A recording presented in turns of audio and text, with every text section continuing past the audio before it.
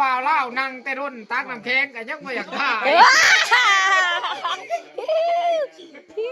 พันใหญ่สบายดีนี่อ้ายเฮาเนาะสลักมากคำมัน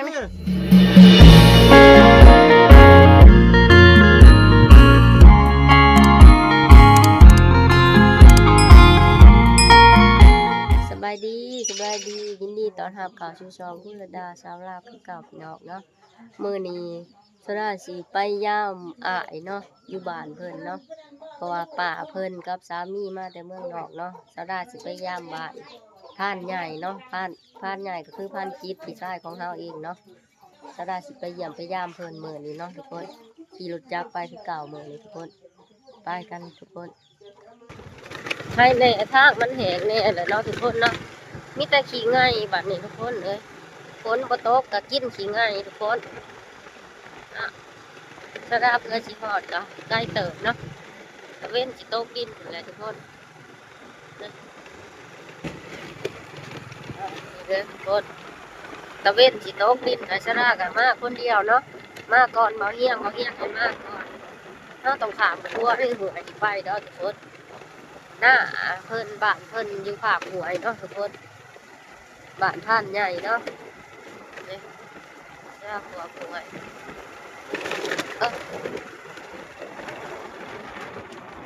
ถามหาทางนี้ก็มีบ้านมีเงินหลายหลังเลย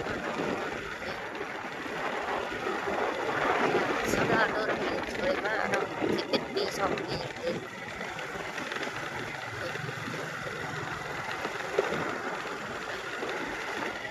ตะเวนตกดินเลยนะสรามะหน้าพาดเนี่ยอีกอยู่ตีนผู้เลยทุกคนเนาะนี่โอ้แนมไปทางหน้ามีแต่ตีนผู้เลยทุกคนโอ้ว้าวหน่อยขี่รถตอกๆเนาะว้าวอันนี้แม่นตีนผู้เนาะทุกคนผู้ป่าที่เบาเฮียงขืนหาหมูเนาะหน้าพาดใหญ่อยู่ไก่ตีนผู้เลยเนาะจนมืออะไรสระหอดเนาะ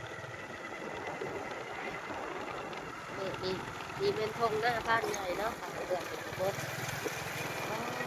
เขาเพิ่นก็สูบลายเนาะสิฮอดได้ทุกคนสรามาฮอดเลยเนาะทุกคนนะพานใหญ่ประกาศเหตุยักษ์โอ้มีแต่แม่ครัวเต็มเนาะทุกคนโอ้ว้าวมีแต่ผู้สาวบนนี่สบายดีแม่น้องมิ้วคนหากินนี่ทุกคนโอ้ซาบูระดามาหอนเนาะมื้อนี้ซาบูระดามาย่ามแม่น้องมิ้วทุกคนเฮ็ดยังล่ะกินโอ้ฟังกับปูนกินมันนี่ตะแสวนั่นเนาะอาหารทะเลผู้สาวเด็ดสุดปานนี้ผู้สาวบ้านได้คือเลยมีแต่พูงงามโอ้อาหารหลายขนาดเนาะมา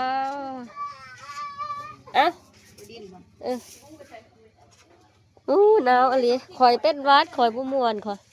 ตอนนี่คือเสียงเป็นวัดนี่จะได้ติดวัดน้ำดีเจใหญ่เนาะโอ้หากระมาแต่ต่างประเทศทุกคนเลยเมื่อไหร่วะ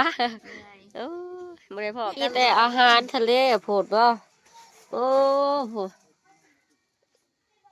เมื่อไหร่เพิ่นมาแต่ต่างประเทศทุกคนมื่อนี้บ่ผู้ชายก็งามเด้ผู้สาวเลยทุกคนเมียน้องมิ้วฮะเนาะพานใหญ่ไปสายพานใหญ่ยังไปอาบน้ำฮะฝากส่องแม่น้องมิ้วเด้อทุกคนแม่น้องมิ้วนี่ก็เป็นเลยพี่สะพายสดาเองเนาะทุกคนฝากกดติดตามช่องติดตามชมช่องเพื่อนเด้อทุกคนกดติดตามกดไลค์กดแชร์เพื่อนแน่ดิเนาะเพื่อเป็นกำลังใจให้ของเฮาเฮ็ดคลิปต่อไปเนาะทุกคนแม่น้องมิ้วนี่กับพี่สะพายสดาสบายดีพี่สะพายคือกันนี่เนาะเป็นพี่สะพายคนที่2นี่ดูที่2ของสดาคือกันนี่เนาะเพิ่นบ่ทันเฮ็ดซองนี่ถ้าคำเดชเฮ็ดซะหันหน้าไปหาผู้บ่าวเฮ็ดแล้วกินผู้สาวเฮ็ดอาหารมีแต่แซ่บๆเฮ็ดให้อ้ายฝรั่งกินบ่เนี่ยเอาโถพันใหญ่สบายดี นี่อ้ายเฮาเนาะสลากมากคำมัน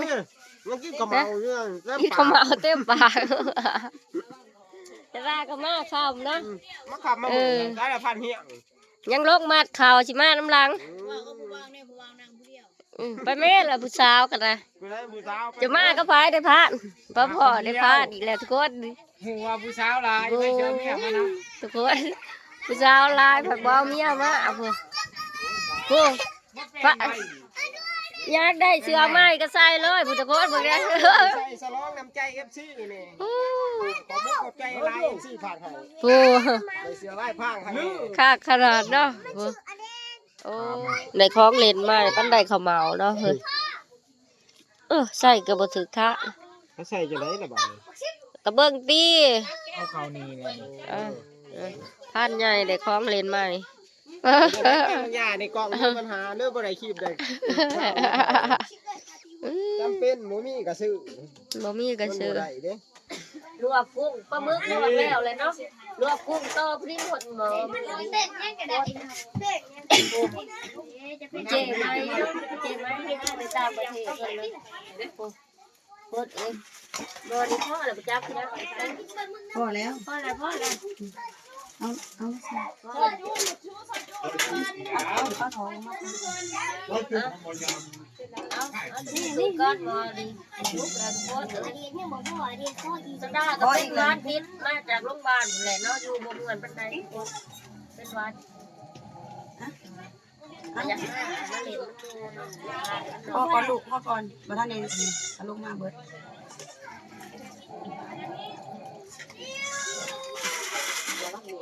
ยังปลาหมึกเอาย่างก็เอา กินกี่แตกเลยเด็กหน่อยมัน สามเดียวมาเอาเลยลูกก่อน อาหารเกิดเล็กหน่อย มันในร้านคอย เต็มที่นะ ข้าวผัดผู้ชายกับว่าซองหนึ่งเด้อ เบิกเงินสดนะ งามเนาะกุ้งสดบน สดเลย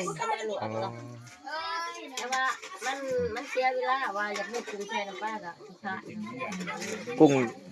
คือบ่เฮ็ดแบบกุ้งสดๆแบบอันนั้นจำน้ำซิแจ่วน้ำซีฟู้ดนะ มันมากข้ามเลย มาค่ำบ่มีเวลาเฮ็ด มีแต่ซุปเบิดบ่นี่ เด็ดซุกมากข้าม มาค่ำเพื่อสิมาแต่พูนส่งมิกพุ่นเนาะปุ๊เฮากับผู้แลเอาขามาแต่พัง ก็คิดว่าสิมากินกุ้งสดจะจิ้มน้ำซีฟู้ดได้ดิ นี่ วันนี้ มาผู้เดียว พอดีเมื่อนำกันกับห้ามมาเฮียงกับมาทุกคนไอเจ๊กบ่เนี่ยสิอัดซ้ำบ่บัดเขาเมื่อ รถไอ้เจ๊กเห็น แล้วอยู่ใจสิ อ่ะแล้วว่าเป็นดีรับเนาะ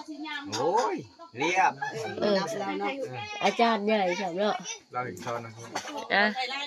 มาเฮียงมากครับไอเจ๊กเนาะ กับไก่ กับไก่เจ๊กนี่เว้าภาษาไปกันยังลวกกุ้งยังบ่สุดท้ายทุกคนเอาเลยเนาะ นี่สวยพักใส่ซักใส่นะใส่อันนี้ได้สวยไหม กุ้งสดๆเอามาลวกเลยเนาะทุกคนเนาะอยากใส่ท้องไปใช้อะไรหลอกปอกเล็กแปลกบาทนี่ ไอ้ภรรยาสามีเพิ่นบ่ได้มา โอ้ คิดฮอดสามีเนาะ เออ บ่ได้มาข้าเผาเต้ายันเต้า ข้า แต เผาก เต้าโอ้เป็นตาอีโตนอายข่อยเนาะนี่ก็แม่ครัวเนาะเพิ่นเตรียมพอเนาะตักน้ำจิ้มเตรียมผักเนาะอ่ะว้ายสบายดีใครนี่อาจารย์ก็มา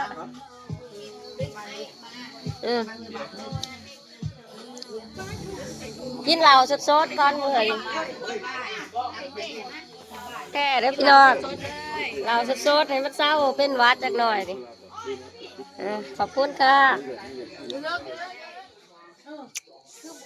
คือว่าใครแน่ช่วงว่าเลยแม่เราก็กินอยู่นะไอ้บอลสบายดีอ่ะย่าสบายดีบริมาบ้านนี่หลายปีเติมอ่ะ2-3 ปีเราไปจ้าความเดมาเนาะกินยายกินนี่เพิ่นนั่งกินทางไหนนี่บ้านโอ้ได้พระนี่ ไปแต่ป่า บั กิ ด น ผู้ เบีย บ่าว ร์นะ ผู้บ่าวเล่านั่งแต่รุ่นตักน้ำแข็งก็ยังบ่อยากถ่าย เขาบ่มากผู้บ่าวลาวเด้เขามาผู้บ่าวฝรั่งพุ่นเนี่ยกินเลยพ่อใหญ่พ่อผ้าขาวร่วมทุกคนกินไหมป้าก็มาพี่ดอกเอาสดๆเลยเอากินเมาละบ่นี่ทุกคนดิผู้อ้ายฝรั่งเพิ่นมายามมื้อนี้เนาะนี่ แต่ว่าถึง อ่ะ แค่นี้โอ้ย มีสามชั้นเล็กน้อย เขาบ่แม่น นิดเบิด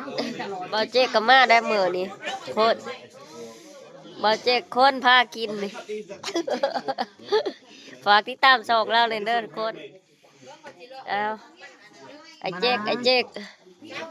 บ่เจ๊กพากินฮะ มานาว